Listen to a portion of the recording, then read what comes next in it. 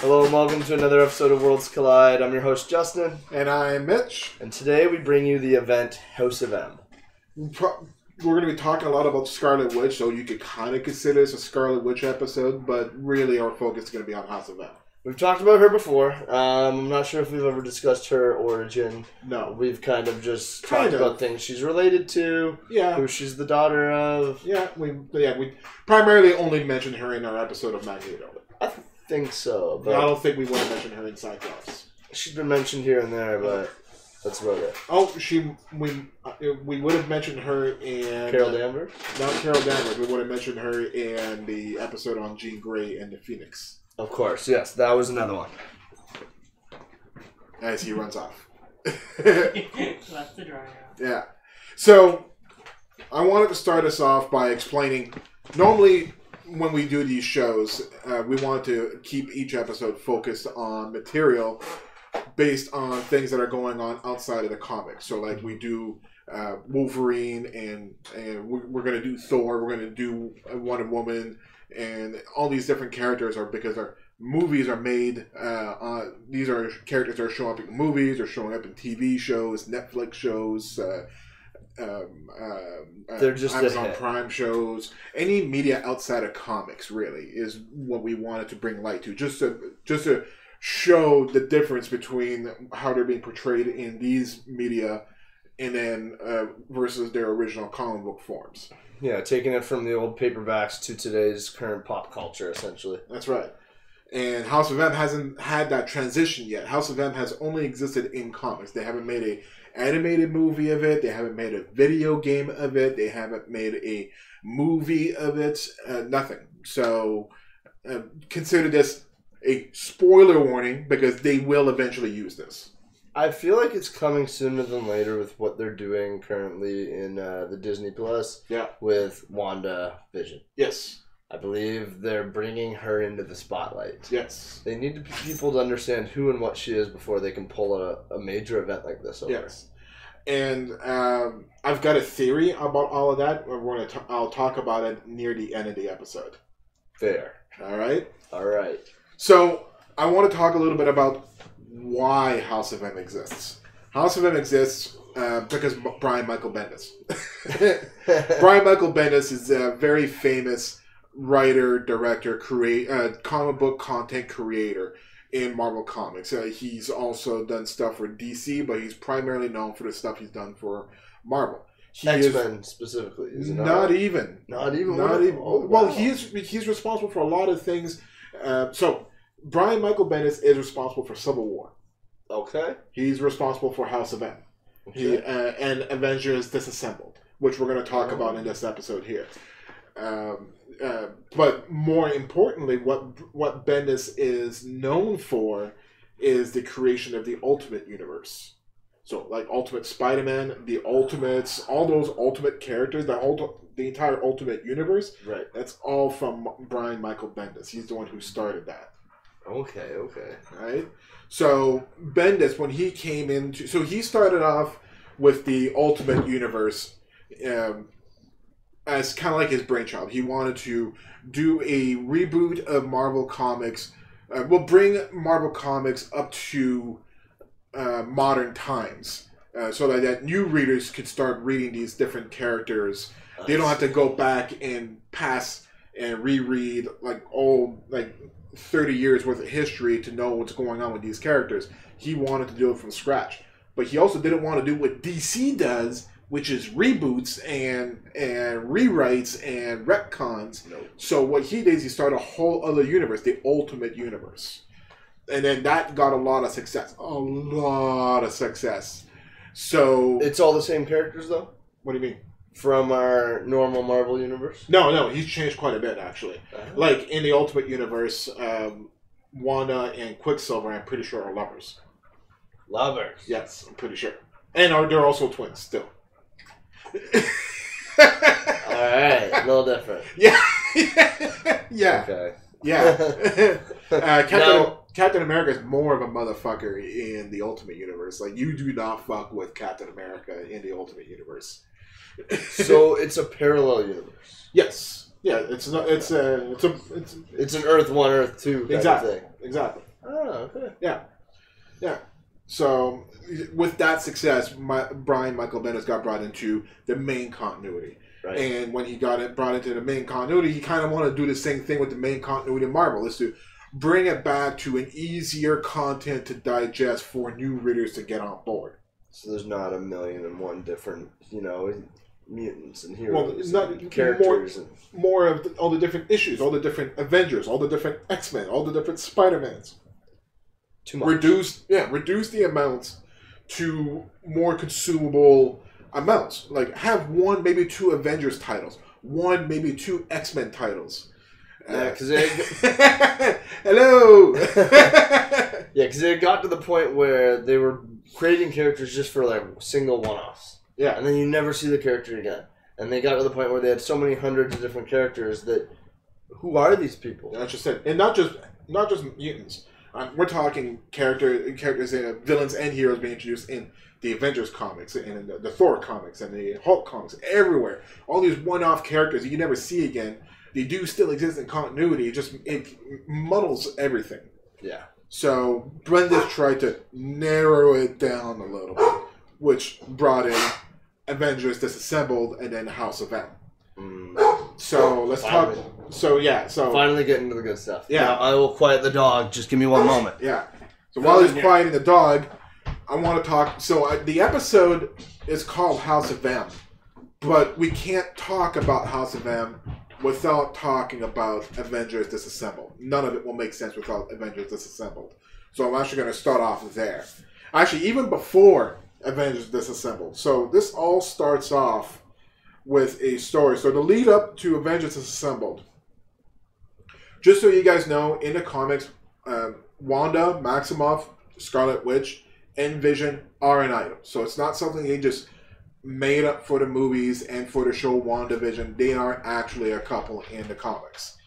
They were both members of the Avengers, and at one point they decide to go off and take a hiatus from superheroing to have their own life together. And having this life together, Wanda ends up getting pregnant and having kids. Vision is an android, so how could she get pregnant and have kids? So obviously, she used her magic to create these kids. After these kids get born, they both move to the West Coast. They become members of the Avengers West Coast. And something happens. I didn't look too much into this, but something happened where Vision ends up getting disassembled. And then dismantled. And then they had to put Vision back together again. But when they put him back together again, he's now emotionless. He's just an emotionless android. And there's a reason for that, and we're going to go over the reasons for that when we do an episode on Vision. I don't want to go too deep in Vision's origin, because Vision kind of needs his own episode. Probably, I'm figuring when we do Vision, we should do Vision and Ultron in one episode. Oh, that'd be a good call. Can we fit Ultron into one? Yeah, well, I think it's more of can we fit Vision in with Ultron. Will have the bigger story to talk about than Vision does. Well, we might even get to wait till we cover WandaVision, maybe at the conclusion of the first season. Maybe. But yeah, so he'll be coming. Yeah. So in that episode, I'll go more into details as to how Vision came to be in the comics. But so after Wanda gave birth to these kids, Vision gets dismantled, gets put back together. But this time he gets put back together emotionless. He's now an emotionless android. This puts a rift with their relationship together, and at the same time, Wonder Man shows up and starts having he's had a crush on Wanda for a long time, which makes sense. It can't be avoided. It needs to be mentioned. So Vision in the comics, his personality is mapped to Wonder Man's personality. They were like, how do we get a persona for this android? Yeah. And they literally just took his persona. Yeah. No wonder he's attracted to her, she's attracted to him. Exactly. So then, naturally, once he's lost his persona, and Wonder Man steps into the picture, it's like, well, hey, Vision, too. Yeah, pretty much. But when Vision gets his emotions back, Wonder Man does step back to let them be together. Right. Really, Vision is her true love. Yeah, Wonder Man was the rebound dude because it felt so normal. Yeah, pretty much. It's like falling in love with a twin. Yeah. It's like, well, I thought you were her. Yeah. But yeah. So after all of this, it gets revealed. It gets revealed that these children that Wanda's had, so wait one second, aren't actually hers. Find out what are in fact missing shards. So they are. So you find out that Wanda's children are actually missing shards to the soul of the demon Master Pandemonium. Now, Master Pandemonium is He's another whole crazy dude. Comics are fucking weird. Master Pandemonium is this human corporate guy who ends up striking a deal with Mephisto. He lost like his limb or something like that. He made a deal with Mephisto to gain power. Mephisto replaced his limbs with demonic limbs, and also took out a piece of his stomach and put an upside down pentagram into his stomach that opens a hole to a dimension where demons live, and he can control the demons that come out of his belly. Comics are fucking weird. And you see this guy a lot, or rarely? Very rarely. Like, I did not know who this guy was. I had to look it up quickly. Yeah, I've never heard of him. No, so, but anyways, the children of Scarlet Witch and Vision were actually shards of the soul of this guy. How that all came to be? Comics. Yes. So he is absorbing her children, or the shards, back into himself. So her kids are gone. They never existed, because really they never did. They weren't real. They never were real. They were reality bending extensions of his soul. Yes, and but also in a way an extension to her own reality warping capabilities. Right. So she willed children into herself and into existence. Pretty much, exactly. I want to be a mom. Oh, I'm a mom. During this fight against Master Pandemonium, what a ridiculous name. Although, while doing this research, I found out about this other guy named General Laser. You want to talk about ridiculous names? General fucking Laser. Anyways, still doesn't beat Jack Russell. Jack Russell's still my favorite. Werewolf of Thunder. But, okay, so, while fighting Master Pandemonium, Agatha Harkness, who's a real-life witch. Well, not real-life witch. In comic book real-life. Comic book real-life witch. Yeah. Not no fake magic, fucking Doom, Dr. Doom kind of magic. Exactly. So, she ends up using her powers to make Wanda temporarily forget about her kids so that Wanda could be more useful in the fight against Master Pandemonium, so they could defeat Master Pandemonium. Yeah, Wanda. I know it's that time of the month. Let's just pretend it isn't and just look, battle. Exactly, pretty much.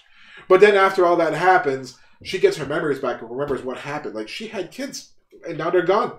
Had kids, now they're gone. Was ridiculed as a child and scolded and basically harassed for being a mutant and different, her and Quicksilver, and then lied and manipulated by her father for his own evil, tossed around between being an Avenger, being a brotherhood of evil mutants. She remembers everything. It's like, wow, that's a roller coaster ride. Yeah. So, and we are going to have to do a fuller episode on her because there is quite a bit of backstory to her. But have we done her origin? Did we start there and say, hey, this is Scarlet? No. And should we do that quickly just for 2 minutes? It's not really relevant to the House of M. It really isn't, I know, but just as an idea of who the Scarlet Witch character is. Well, people, if you've watched the Avengers movies, you know who Scarlet Witch is. Yes. I think that's good enough for now. Okay. Just so you know that in the comics, her powers are equally as undefined as they are in the movies. Yeah, because they changed a lot. Like, it goes from her kind of manipulating thoughts and willpowers, like it looks for like mental coercion, to then actual manipulation, telepathy, and then it goes to her just ripping stuff apart. Like, I remember when they're doing the big battle in Wakanda and that giant land machines rolling across, and she just flips the thing. Or when she forces Vision, she increased the gravity on him, and she just forced him down into that crater. Yeah. So, so her powers are very inconsistent in the movies. Well, that's for a reason. Because her powers are very inconsistent and undefined in the comics as well. So her powers were first described as hexes, which means it created severe luck, either good luck or bad luck. Her powers pretty much were she could create anything that is needed for the situation that they are in to overcome that situation. Her powers were essentially, she had the power of solution. She had the power of MacGuffin, or Machina, Ex Machina.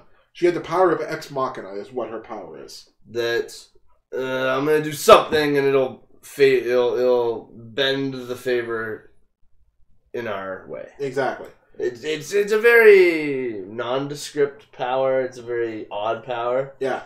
But then you find out, or I think Doctor Strange is the one who finds out, or maybe it was Messi, somehow it finds out that her powers, her mutant powers, have a mystical element to them. So she starts experimenting with that. She starts learning actual magic to increase her own mutant powers.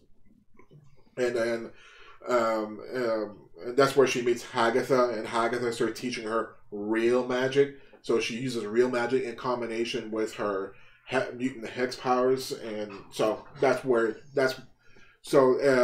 her powers are at now. Yes. So she has the magic, the mystical aspect is she has access to chaos magic, which is unpredictable magic that will do whatever it needs to do in that situation. Once again, an ex machina. Yeah. It's very random, very unpredictable. Yeah. So after all of this happened, this is where Avengers Disassembled begins. So everything I just talked about right now was all lead up to Avengers Disassembled. Right. So now for Avengers Disassembled, Wanda goes to see Doctor Doom to see if Doctor Doom could help her in bringing her kids back. Doctor Doom ends up summoning this demon who ends up possessing Scarlet Witch, and then goes on this bender tirade against the Avengers, just like this hatred against the Avengers.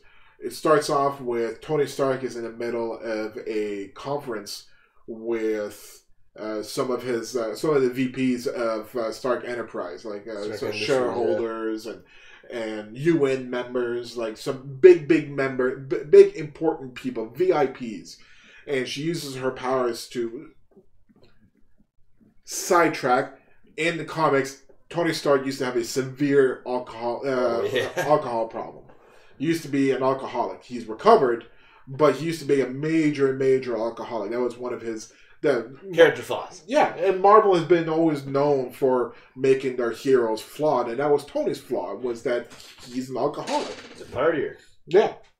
Anyways, he was sober for a long time. Scarlet Witch, when she's possessed by this demon, uses her powers to make him seem like he's drunk and belligerent at this CEO VIP meeting, causing the shareholders of Stark Enterprise to pull out shares because they see him as a drunk belligerent again, and this is signs of a downfall of Stark Enterprise, so they want to pull out now while they still can. And the members of the UN revoke their status to go traveling to... Oh yeah, comics are fucking weird.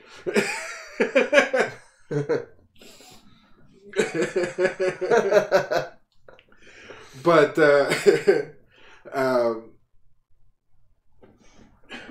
revoke UN status. Yes. So because of this is what really caused the Avengers to disassemble, because Tony Stark bankrolls the Avengers, and the Avengers can do what they need to do because they have the permission from the UN to go to other countries to police the world. Well, remember the whole Ultron incident? Yeah. Where was that? Well, in the movies, that was Sokovia. Yeah. And like that was one of the incidents that's like the UN does not want you doing shit like this. Exactly. Exactly.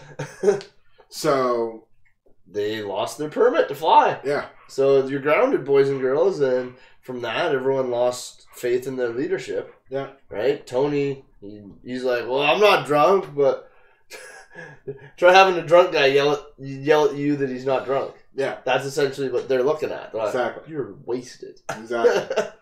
At the same time, you have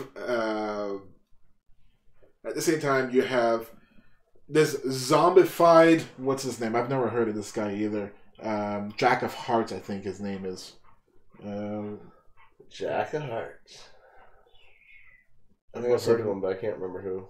Oh yeah, Jack of Hearts. So Jack of Hearts used to be a member of the Avengers. He died. He's an insignificant guy. I've never heard of this guy, but he died. He got resurrected as like this zombified corpse and knocks on the door of the Avengers mansion, pretty much. And Scott Lang answers the door, and the zombified Jack of Hearts explodes, killing Scott Lang. You find out later on Scott Lang didn't die. He got saved by his daughter Cassie Lang using some kind of teleportation time hop thing. Some bullshit. Yeah, exactly. But Scott Lang dies at the same time. And then at this other instance, Scarlet Witch uses her powers to instigate She-Hulk to go into a murderous rampage and attacks Captain America and Wasp, brutalizing Wasp to the point where they had to hospitalize her. They had sent her to the hospital, brutalizing Captain America. Captain America and Iron Man had to team up to take out She-Hulk. But yeah, so there's that. So she just goes on a hell-bent mission against the Avengers, trying to just take them all out. Exactly. Wow. And then she ends up summoning an armada of Kree ships to attack Manhattan. Yeah, and they just materialize out in like midair, and it's just like, what? Yeah. Like, did the Kree even want to fight? Yeah. Well, these Kree, because Wanda willed it. Right? Yeah. So she can just materialize people. Like, did she create the people, or did she just move them from where they were? I think she materialized them. Wow. Yeah, I think they just weren't real. Wow. Yeah. But in this fight, Hawkeye ends up sacrificing himself. He got hit. His arrows got hit by some blast, and he had an explosive arrow, so his bag of arrows were about to explode. So he sacrifices himself with his bag of exploding arrows to take out one of these Kree ships that didn't even exist. So right now we got Scott Lang died. Hawkman's dead. While She-Hulk was in her bloodlust, she also ripped Vision in half. So Vision is dead. So Vision is dead, Hawkeye is dead, and Ant-Man is dead. All right. Yeah.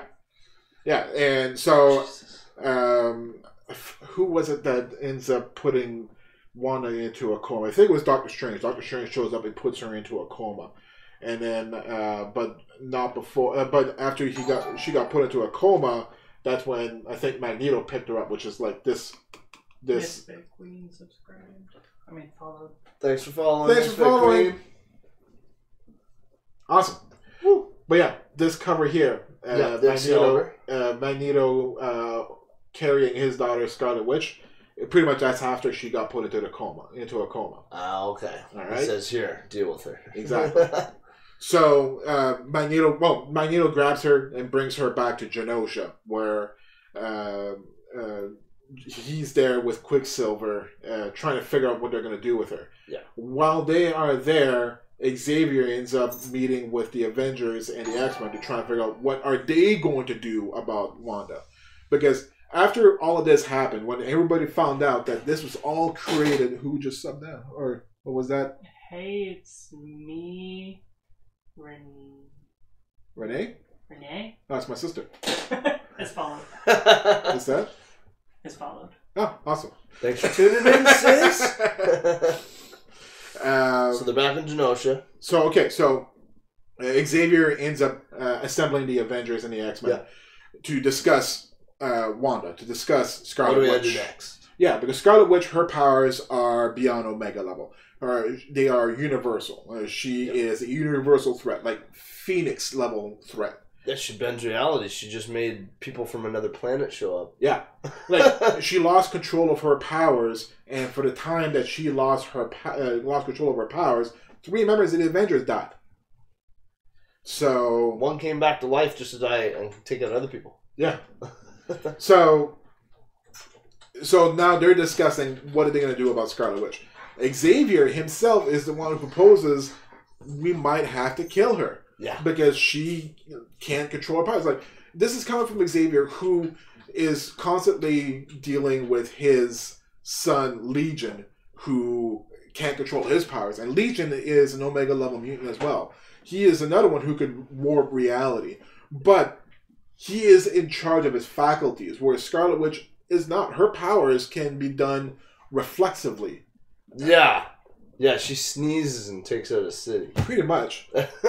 So at the same time, Genosha and Magneto and Quicksilver are discussing this, and it's, if you read these issues, it's actually pretty emotional because it's like Quicksilver loves his sister, and he tells Magneto like they're coming to kill her, and then Magneto's like, well, what would you have me do?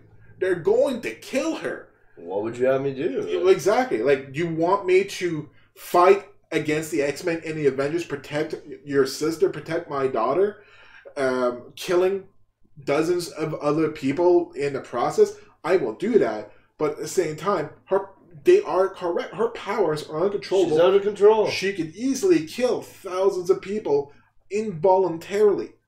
Mm-hmm. So, like, Magneto's stuck between a rock and a hard place. He's conflicted. Yeah, I mean, like, the correct thing is to kill his daughter, but it's his daughter. Yeah. So is it correct? No. So while everybody's having this moral dilemma on should they or shouldn't they, the Avengers and the X-Men decide, okay, we're going to go to Genosha and talk to Scarlet Witch ourselves and from having a discussion with her, figure it out from there. Basically, they're going to ask her, do you think we should kill you? Pretty much. Do you think you can control this? Pretty much. How do you have that conversation? You got to be very blunt. Listen, we're coming to kill you. Please convince us not to. Yeah, you're out of control. I think we can all agree that you're out of control. Let's just set some agreements. Are you out of control? Good, we agree. Should we kill you? This is where we disagree. Well, here's another example of how uncontrollable she is. Before Xavier goes and meets the Avengers and the X-Men, he's actually at Genosha with Magneto and Scarlet Witch. And Scarlet Witch she has Vision beside her. She has her kids playing around. And then Magneto uses his telepathy to tell her, knock it off, Wanda. Xavier uses his telepathy to be like, knock it off. This is too far. Do you understand what you're doing? Yeah. This isn't real. Snap out of it. None of this is real. You're recreating it. None of this is real. You're just hurting. You're deluding yourself. Yeah, like, this is only more pain that you're bringing upon yourself. That's right. Like, you created the kids. You created this future that you're then going to take away from yourself. Exactly. You're putting yourself through this suffering. Yeah, stop it. Yeah. Wanda, stop it. You're being stupid. Exactly. So that's when Xavier knows there's nothing he can do. There's no getting through to her. So anyways, as the Avengers and the X-Men are on their way to Genosha, Quicksilver, you actually don't notice it until at the end of House of M, but Quicksilver, actually, let's go in chronological order of how the story is played. As they're on their way to Genosha, everybody starts to disappear until, like, Tony Stark disappears, Captain America disappears, everybody starts disappearing. It's within a matter of minutes. Yeah, the last one you see disappear is Spider-Man, and then Spider-Man wakes up as Peter Parker in bed with Gwen Stacy. Oh, and prior to this, what had happened? Like, where's Mary Jane? Well, okay, so in current continuity, Peter's married to Mary Jane. Right. So this is where it's like, wait a minute, who's Gwen? What's going on? Yeah. So as you start reading through House of M, you start realizing that something happened, most likely Wanda, and now the world had been rewritten to be exactly what these characters' deepest, darkest, not darkest, but their deepest desires. What would be their idea of a perfect, happy life? So, Peter Parker, his ideal happy life, Uncle Ben never died. His parents never died. He married the love of his life, Gwen Stacy. They had a kid together. He is accepted and idolized. He is a hero and he is famous. And he is loved. And everybody knows that he's Peter Parker. Aunt May's not dead. Aunt May's not dead. Well, Aunt May wasn't dead at the time anyways, but Aunt May isn't sickly. Right. And so this is like the perfect life for Peter Parker. On the other hand, you have Cyclops, Scott Summers. You would think that his perfect happy life will be he married Jean Grey. No. Emma Frost. He's with Emma Frost. Jean Grey is still not shown in his entire story. So Who knows what happened to Jean Grey, but she does not exist in this story. She was dead at this point already, was she not? She was. But did the Phoenix happen? Did the Dark Phoenix saga happen in this world that Wanda created? I don't know. Oh, I see what you're saying. Because in this world that Wanda created, instead of mutants being the minority, the non-mutants are the minority. Mutants are the common denominator. The norm. So Peter Parker as Spider-Man has to lie to the public. He lets the public think that he's a mutant. His powers are mutagenetic and not from a radioactive spider bite. Yeah, because then he'd be the lower class. That's right. You're not mutant? Exactly. Exactly.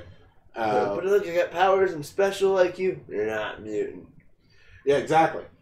And a lot of these characters are all characters that Wanda liked in real life. Yeah. So Carol Danvers, we talked about this when we did our episode on Carol Danvers, well, at this time it was Miss Marvel. In reality, she's a nobody. She's powerful, but she's a nobody. Nobody knows who she is. She's a member of the Avengers, but that's it. But in this world that Wanda created, she is the most famous. She is Superman. She is the most famous superhero. She's the most popular and the most loved superhero. And then who do we got? We got Kitty Pryde, who's just a teacher. Yeah, Kitty Pryde is just a teacher. That's all she ever wanted to do, is just to be a teacher for the next generation of people. She just wanted to be a teacher. Then we got Doctor Strange, who's just a psychiatrist. He just wants to hear your problems. Yeah. Just trying to fix your problems. Yeah, he's not even a surgeon. He's a psychiatrist. Right? Yeah. It just goes to show that people... Blue Iris 20 is followed.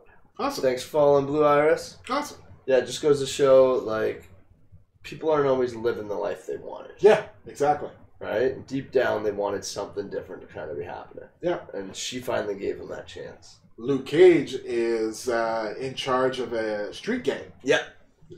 Yep. Now... with cornrows and everything. Yeah. Yeah. Yeah, that went a little differently. Like, I always saw him as more of a good guy, and he turned bad kind of there. Kind of. So he makes it so that his territory is a safe haven. Yeah. So it's for the greater good. That's right. That's right. He rules it with an iron fist. But yeah. And speaking of iron fist, will you talk about Magneto or Doom or Iron Fist? Well, I don't know what happened to Iron Fist. I know he's not there. There's no heroes for hire. No, exactly. But so Magneto is pretty much the overlord of Earth. Instead of S.H.I.E.L.D., it's the House of Magnus. House of M stands for Magneto or Magnus. It's House of Magnus. Okay. And then who is the one man going through the storyline that's kind of like, wait a minute, what the hell? Wolverine. So Wolverine wakes up next to Mystique. So him and Mystique are lovers. He wakes up next... Was it not Jean? Was Mystique as Jean Grey. Yeah, so he wakes up and it's Jean, which is a throwback to, I believe, the original X-Men trilogy, number 2. You mean the movie? Yes. Yeah. Yes, the movie where they're in the woods, whatever, and they're in the camp. And she pretends to be Jean Grey. Yeah, they start hooking up, and then he's like, wait a minute. Yeah. Wait a minute. So, pretty much Mystique, she would be pretty fun in bed, honestly, because she, like the role plays that she can do. There would be role play.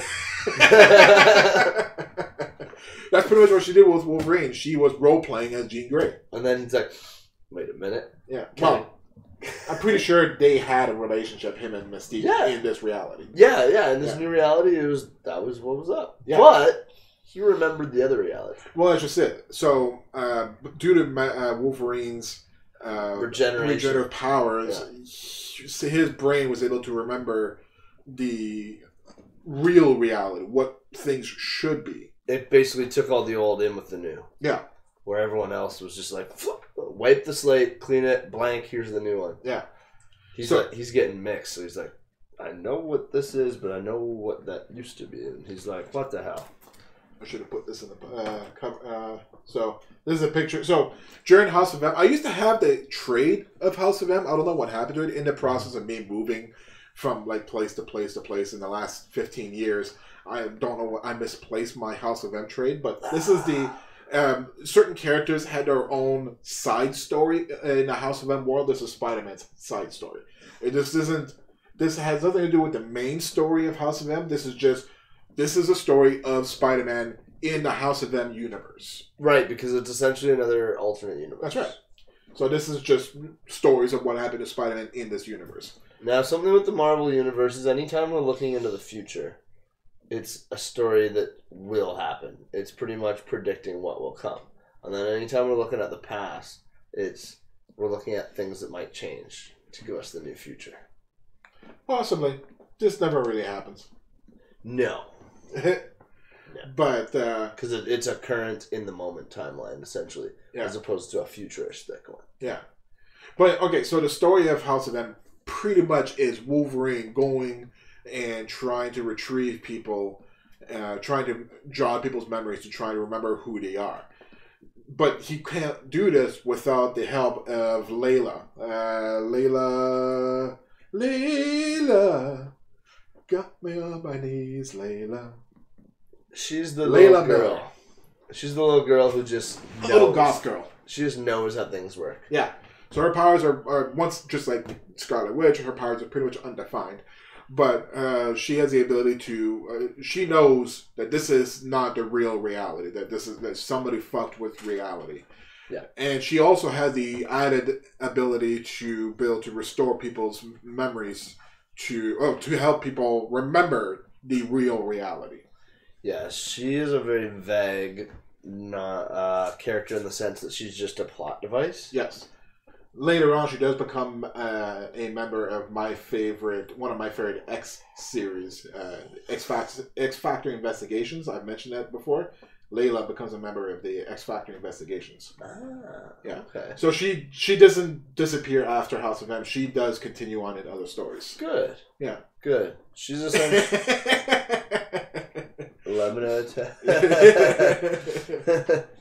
That's getting clipped. Yeah. But so he finds a little girl. Yeah, she's basically like, yeah. You're right. This isn't right. She is a MacGuffin. Yeah, she's only there just to tell him that, or not a MacGuffin. She's a Deus Ex. Yeah, is what I meant to say. So she can be used to fix things. Yeah, because reasons. She's Wanda's co-pilot? Yeah, pretty much. Essentially. Pretty much. Yeah. So anyways, Wolverine and her go around and try to revive people's memories. They start off with Emma Frost and Cyclops because, well, if you want to awaken people's minds, it's good to have a powerful psychic with you. So start off with Emma Frost and Cyclops because, well, Cyclops by proxy. Really what they're after is Emma Frost. He was just there. Yeah. He was the plus one. Yeah. Like, he really doesn't bring anything to the team. Until they find out what happens to Captain America. Yes. Because they're going to need a leader, and Captain America is the go-to leader for everybody in Marvel, really. Captain. Yeah. The captain. Captain America's true wish, true desire for happiness is... He never came into the present. He lived out his days. He grew old. Yeah. He never got encased in ice. Can't go get Captain when he's real old. They go to get him, but he's like, what do you want, guys? Well, they don't even talk to him. He didn't even talk to him. No, because they see him from afar and they're like, he's like, he's almost 100 years old. Yeah. Sure, he still got the super soldier serum, but he's almost 100 years old. Even if they told him that this reality isn't real, even if they forced the real reality memories into him, and I'll take it back. The first person they went after before Emma Frost was Peter Parker. Peter Parker was the first one they went after, and then it was Emma Frost.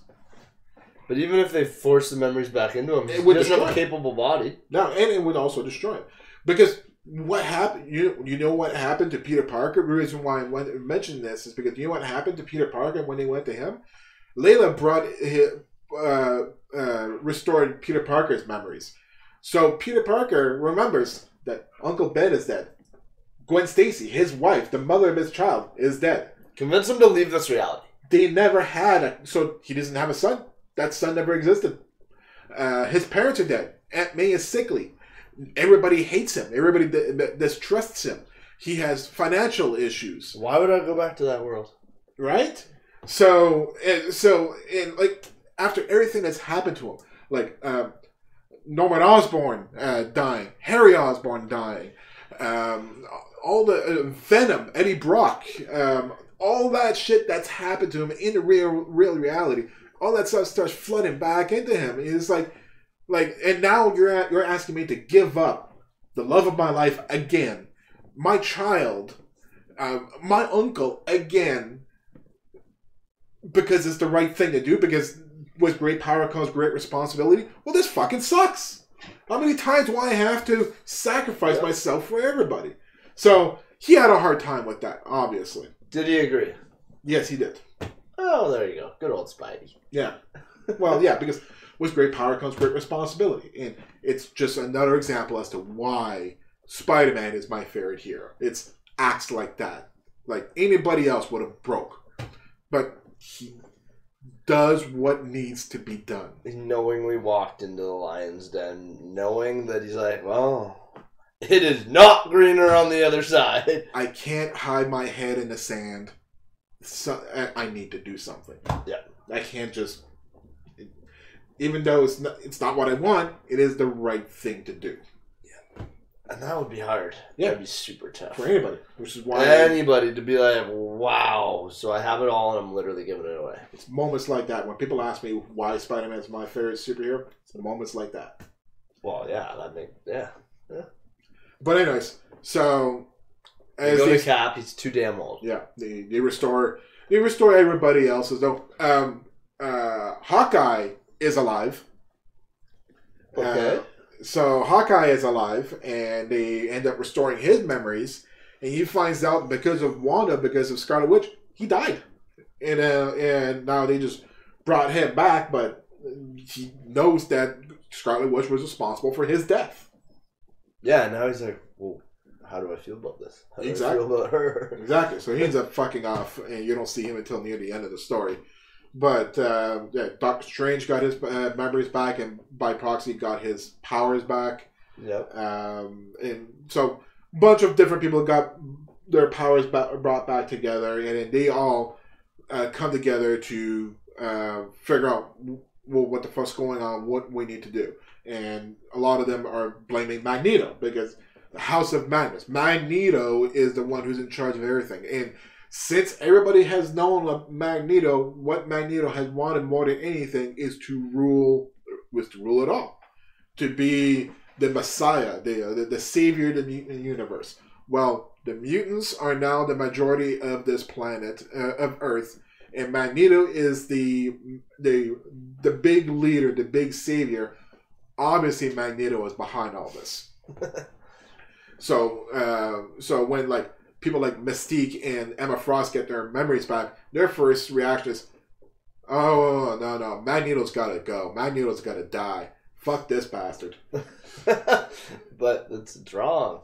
That's right. So they all gather together. They're going to Genosha to go and kill Magneto and kill Scarlet Witch, because they all know Scarlet Witch is ultimately responsible for what's going on. Right.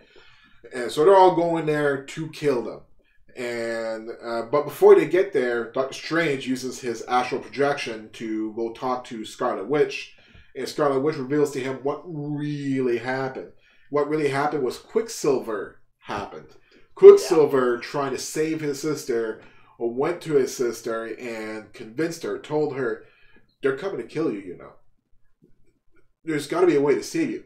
If you have the power to rewrite reality, why don't you just rewrite reality to give everybody what they want so they can leave us alone finally? And that's exactly what she does. She is, on Quicksilver's suggestion, rewrites reality to give everybody exactly what they wanted so that they can be left alone. Didn't end up working. No, it didn't. Magneto ends up losing his shit because of this. Because when Magneto finds out that it was Quicksilver responsible, because Magneto got his, so Layla ended up using her powers to restore Magneto's memories. So Magneto knows what happened, and he freaks out. Like a good quote. He yells at Quicksilver. Yeah, it's finally, what have you done in my name, boy? Yeah, and he just fucking loses it. Like you never see Magneto get angry to the point where he's just lashing out with rage until now. Yeah, well, it is true. Like I've read what's the name of this series where he removes the adamantium from I've read Wolverine? I read that whole series. And yeah, he was annoyed when he ripped the adamantium out of Wolverine's bones. He knew, or at least figured and hoped the regeneration would kick back in. He didn't think he was killing him. No, he just didn't care. He just didn't care if he died. Just didn't care. He wanted it to hurt. He didn't care if he died. If he died, so be it. But if he didn't die, then so be it as well. But he had no malice in him. He was just annoyed by this peasant, this gnat. Yeah. But with Quicksilver, he was furious. Yeah. He was balls out angry. Like, what do you do? What do you do in my name, boy? Like, you can't say that without having that angry. You just picture his eyes flash and the just like lightning clash. Anyways, Magneto kills Quicksilver. Yeah, just strikes him down right there. Almost at the exact same time that Magneto kills Quicksilver. So Scarlet Witch sees her father kill her twin brother. And at this precise moment, no more mutants. Clint Barton shows up and actually shoots her in the back. Hawkeye. Yeah. Because he remembers what she did. Fucking killed me, bitch. Exactly. Exactly. So in that combination of getting shot in the back by one of her close friends, like she cared enough about him to bring him back to life after she accidentally killed him. Yeah. So Clint meant something to her. Yeah. So her friend tried to kill her just now, and then her father just killed her twin brother, who did everything. Like, Pietro, Quicksilver will do anything. They would do anything for each other. That's how close they are for each other. That's how much love they have for each other. Is they will sacrifice everything for the other's well-being. Yeah. So when she sees her father kill her twin brother, that's when she said the 3 magical words that I've said in a few other episodes that are as important as the Thanos snap in Avengers Endgame is no more mutants. Dropped the world's population down to 198. That's like 1 per country or less. Yep. 98% of the mutant population lose their powers. And we went from it being like 98% more. Like, mutant-dominated world. Yeah. So everything is back to normal. Everybody remembers what happened in House of M. But, yeah, 98% of the mutant population lost their powers. They're still alive. Yes. Well, the ones that lived. That's right, yeah, because... Magma. Well, that's what I'm about to say. So, keep in mind, we're not saying that these mutants disappeared or died. They lost their powers, which means they had their powers and then it got taken away. Some of these mutants had the ability to be impervious to fire, like Magma and this fire or something. Yeah, they were inside of a volcano, and she kept her powers. He lost his and just melted into the lava. It happened so fast. She could have stopped them. Her name was Magma. Yeah. And she could have stopped it, but it happened so fast she had no chance to react. Yeah, it was just and that's happening everywhere. People like mutants who had angel wings just dropping onto the sky, dropping from the sky. Xavier is nowhere to be seen. He's completely disappeared. Throughout House of M as well, you don't see Xavier at all. So everybody thinks Xavier is like this great hope who can save everybody, but he's not seen at all throughout the entire House of M event.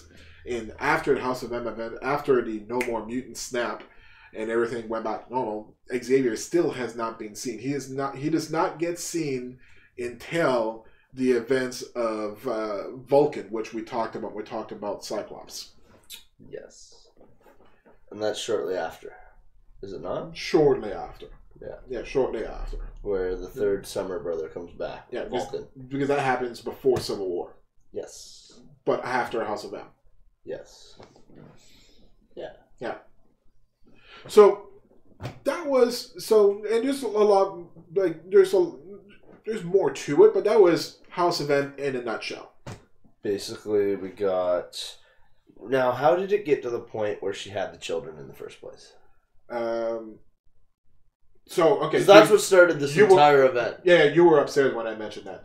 So, her and Vision are an actual couple in the comics. Right. And Quicksilver ends up having a child. I forgot the name of the child, but Quicksilver ends up becoming a dad. Okay. Which inspires Wanda to want to become a mom as well. Okay. So her and Vision ends up taking a leave of absence from the Avengers, right, to have their own life, and then Wanda ends up getting pregnant for kids, Vision's kids, but Vision is an android, so that shouldn't be possible. So obviously she used magic to have kids. That was a story that was being told at the time. So that's what started it all. That's right. She used her own magic to have and kids. mutant ability to somehow create these children. That's right. Have kids with made it so that her and, because Vision can have sex with Wanda, just where is he going to create the sperm to create children, right? So she used her magic to do that, or so she thought. Wow. Yeah. Yeah. And fucking Pandemonium got in here somehow. Yeah. Like I said, comics are fucking weird. So, all on a hope and a dream. Yeah. We turned into House of M. Yeah. So at the very beginning of this episode, I mentioned that I want to talk about a theory that I had. I want to talk about the end of the episode. So that theory is with WandaVision. I think what they're going to do is a reverse House of M is what they're going to do. Because Disney bought out Fox, or their movie portions and whatnot. I know. Disney now owns the X-Men, Mutants, Fantastic Four, all those properties that Fox had, Disney has.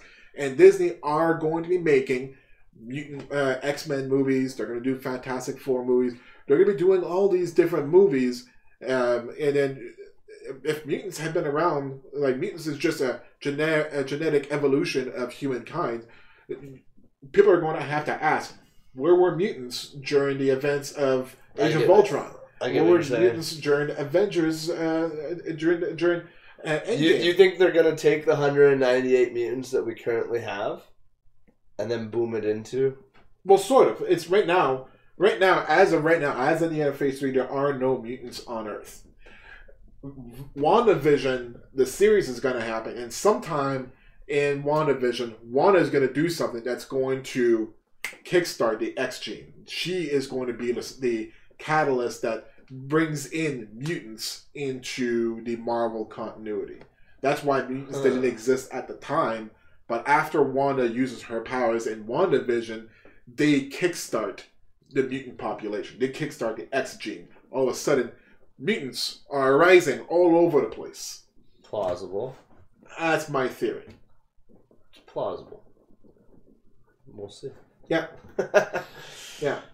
Some other things that came after House of M. So the aftermath of House of M. So we did the episode of Carol Danvers, Captain Marvel. Yep. The aftermath of this is that Miss Marvel, Carol Danvers, she became a more relevant hero after all this because of House of M, readers. We wanted to see more of her. They wanted to see more of Carol Danvers. This Carol Danvers, this more assertive, powerful, popular, happy, Superman-esque Carol Danvers. So Marvel started putting more faith in her character. She wasn't just a sex symbol anymore. Now she's an actual superhero. I'm a real girl. Pretty much. Pretty much. So that was one of the positive outcomes of House of M. There's lots that came from House of M and Avengers Disassembled. As a matter of fact, the next 10 years of comics is all based on what happened in House of M. Yeah. Like Civil War, Siege, Secret Invasion, all these different stories that happened. Avengers, they all accumulate to the Avengers versus X-Men story with Hope Summers and all that. The Messiah Complex. Everything that happens in all these stories. Days of Future Past. None of that would have happened. No, Days of Future Past was before all this. It led up to it, yeah. No, Days of Future Past was like in the 80s. Oh, way before all this. Yeah. Days of Future Past is like, or 80. Yeah, pretty sure that happened in the 80s. So, no, and House of M, just to be clear, House of M happened in the early 2000s, so that people know this isn't a super, well, it depends how old you are to be a super old story, but to me, it's not a super old story. When does Days of Future Present come in? Days of Future Present? Yeah, so there's a Days of Future Past, and then they did a future episode. Possibly, but yeah. Well, not episode. Well, that was probably in the 90s, same time as Age of Apocalypse was in the 90s as well. I'll have to look into that. Yeah, check what that is. Okay. Yeah, that sounds like a 90s story, really. But yeah, some other things that came off from House of M though is, and actually more after Avengers Disassembled, is there are two characters. So there's another team that ended up starting around the same time of House of M. Shortly before House of M was the Young Avengers, and in the Young Avengers there are two members. One of them is Wiccan, and the other one is Speed. Wiccan is this guy who he's kind of like filling in two roles of the Young Avengers. He's kind of like Scarlet Witch and Thor. So he has like lightning abilities, and he has kind of like hex abilities. He uses magic, and he floats around and whatnot. And he's always said his favorite Avenger was Scarlet Witch, and Speed is this blonde-haired mutant who has like super speed. So Quicksilver and Scarlet Witch. Yeah, and it turns out that both of them. So after they defeated Master Pandemonium. After they defeated Master Pandemonium, Scarlet Witch had already imprinted a lot of her power into those shards. So those shards end up spawning into these two characters, into... no way, Wiccan and Speed? Yeah, so Thomas Shepard, Speed, and Billy Kaplan, Wiccan, were both created from those shards and got brought into existence. And they are members of the Young Avengers now. How old are they? They are in their teens. Wiccan is actually the gay lover of Hulkling, which is actually a Skrull. He's a Skrull. Yeah, so Hulkling is a Skrull that uses his Skrull shapeshifting abilities to make himself look big and muscular. Well, he's a Super Skrull, so he has super strength and whatnot. It makes himself look like Hulk-like. Super Skrull? What's a Super Skrull? Super Skrull we're going to talk about when we do the Skrull Wars, Skrull Invasion. Well, yeah, it's Collard is the original Super Skrull. Super Skrull Collard has the ability of all four members of the Fantastic Four at the same time. What? So he could go invisible, stretchy, super strength, and flame on all at the same time. You can be an invisible, stretchy rock flame? Yes. And you don't even know it's coming. That's right. Ow! I got burned and hidden. What was it? So that's a Super Skrull. There's been many other Super Skrulls, and Hulkling is a Super Skrull. That's intense. Yes. Just scroll on past. But yeah. So that's House of M. Yes. Big hitters are obviously Wolverine, because he's our detective throughout it all. Yeah. And what's the little girl's name? Layla.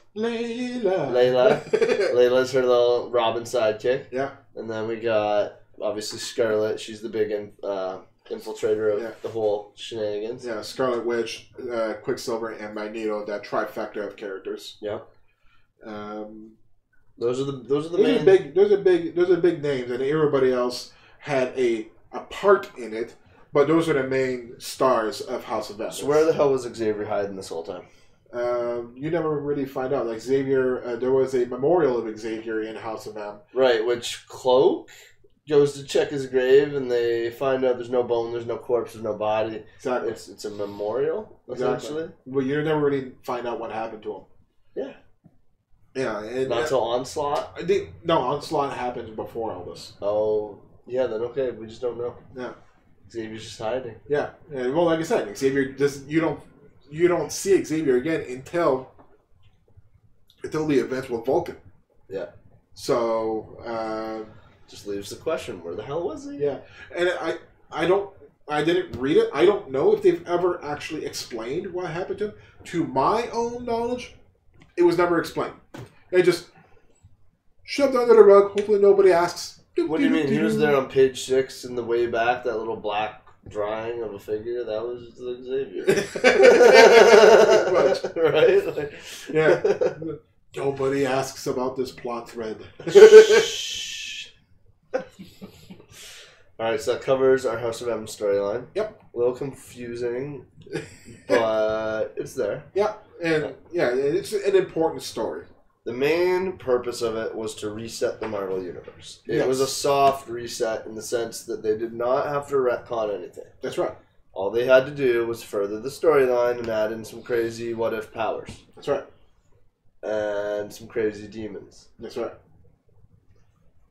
And what we did was go from having countless unknown, uncountable characters and heroes and villains. Reduce it down to 198. We got 198. Some are good, some are bad. Yeah.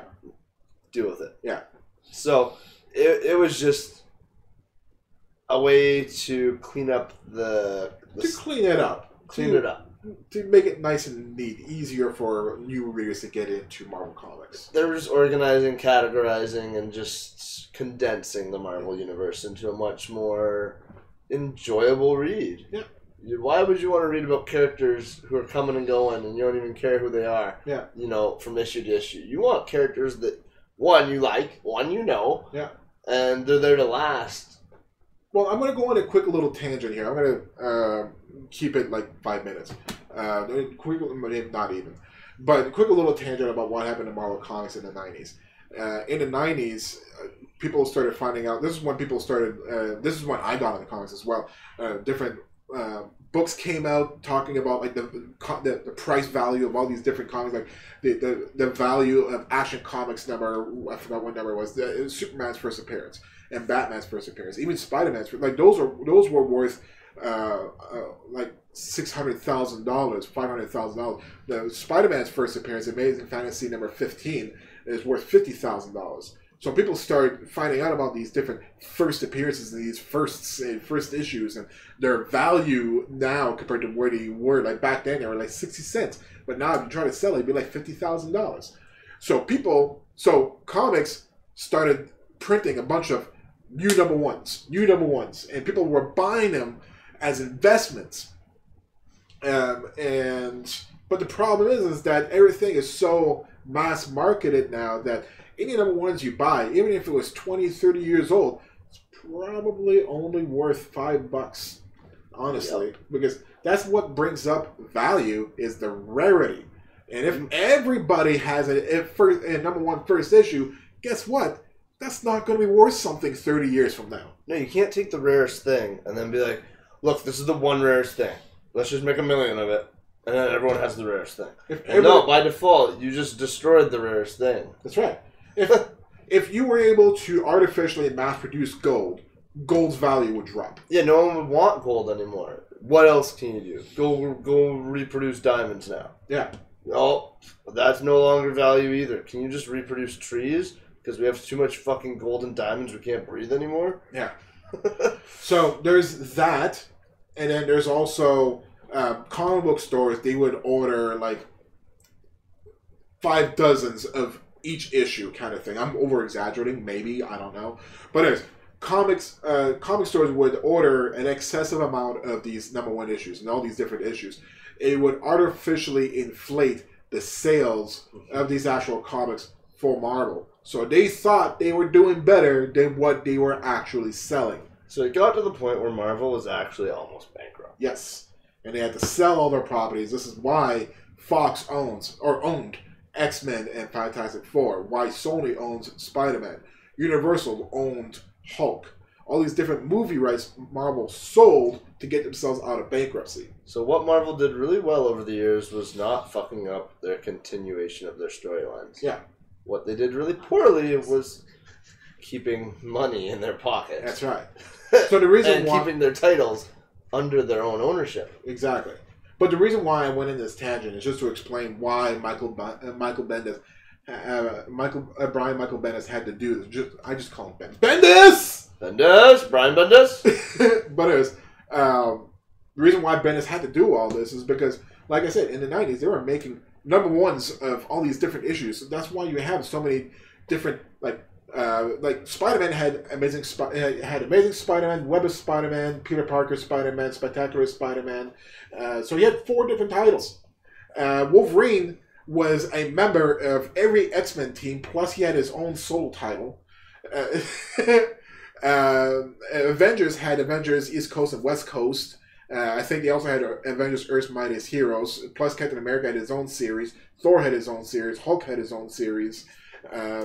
All these different issues. Too fucking much. Well, that's just it. And nobody knew where to actually jump in. So that's why they had to do this narrowing out, like, get rid of all these useless additional issues and just narrow it down a little bit, make it a little bit easier for consumers to consume. How do you have that many first issues of Hulk? You're dealing with a guy who can't really talk. He just beats up shit and breaks stuff. Well, actually, Hulk's gone through quite a bit of transformations. We are going to have to do an episode of Hulk. He's got to be coming soon because, like, I just see him as a big green blob. Yeah. We'll definitely be doing, like I said, we should be doing episodes on things that they've done movies on. Well, we haven't done one on Hulk yet. We haven't done one on Thor yet. We haven't done one on Captain America yet. We haven't done Eric one on Bana, Ed Norton, or the new guy, blanking his name. Because you put me on a spot, blanking on it right now too. But him, the new guy. Yeah. No, he's my favorite Hulk too. Yeah. God damn you, Kenny, bail us out here. Who's the new Hulk? I'm blanking. Yeah, because it's. You ever notice how every time somebody asks you Mark Ruffalo. Mark Ruffalo, yes. I didn't even read it. I was just But yeah, you ever notice how every time somebody asks you something, and it's something you know dead cold, but because they're asking you, it's gone. Freeze! Yeah. I don't know anymore. But yeah, Mark Ruffalo's my favorite Hulk. Yeah. I feel like we might have liked the other two more if given a better shot at a longer I like franchise. I like Edward Norton as an actor. Not as the Hulk though. He was too. He was. I was still seeing Fight Club in his Hulk. Yeah, but I liked him much more than Eric Bana though. But that was not Eric Bana's fault. That's what I'm saying. That's not his fault. They had crazy Hulk dogs and shit in that movie. Like, that was a stupid movie. That was just a stupid movie. And it was... The cutscene, like the way that they had 9 different screens on one screen, like that was the first movie you ever saw where they were trying to mash paneling together. Ang Lee's never read a comic. And the first comic he read, he was like, huh. See how they have, like, there's a frame here, here, and here? He tried doing comic book form of a movie. You know what happened with that, right? Ang Lee just came off from, like, critically acclaimed, winning awards and whatnot for doing Hidden Tiger, Hidden Dragon? Yeah, Ang Lee directed that. So, coming off of that, he got all these awards and whatnot, so Universal were like, we want him to do our Hulk movie. Oh, for fuck's sake. No. So that's why that movie happened. But yeah. So tangent done. Thanks for joining us for House of M. Yeah, next week we're doing Hal Jordan, the Green Lantern. Yes, so this will be one of many Green Lantern sagas to come. I'm a big Green Lantern fan. I've got lots to talk about, and aside from Spider-Man and X-Men, it's probably the character that I have the most comics to actually bring as props. So wicked. Yeah, it should be fun. Good, because I really like him. And the more I learn about him, the more questions I have, and the more I learn I don't know anything. Even though we're doing the Green Lantern next week, and we're splitting up to just Hal Jordan, I'm not 100% convinced we could do Hal Jordan in one episode. That's how much there is to talk about Hal Jordan. There's a lot. So tune in next week. Thank you for those that followed us today. Much appreciated. Hopefully we got some more coming next week. Don't forget to check out all our other episodes on YouTube. We've got all of Season 1, so anything that you haven't seen from the first season, go check it out. And we should have most of our Season 2 episodes uploaded within the next few weeks. So join us at the same time, same place, next Saturday, 8 p.m. Eastern, on Twitch TV/NRDForge for Green Lantern's Hal Jordan. Don't forget, if you are a subscriber to Amazon Prime, you get a free monthly subscription to a Twitch channel, which means no cost to yourself. You can subscribe to our channel. Absolutely. So take that into account. Get those Amazon Primes going. And we'll see you guys next week. Cheers.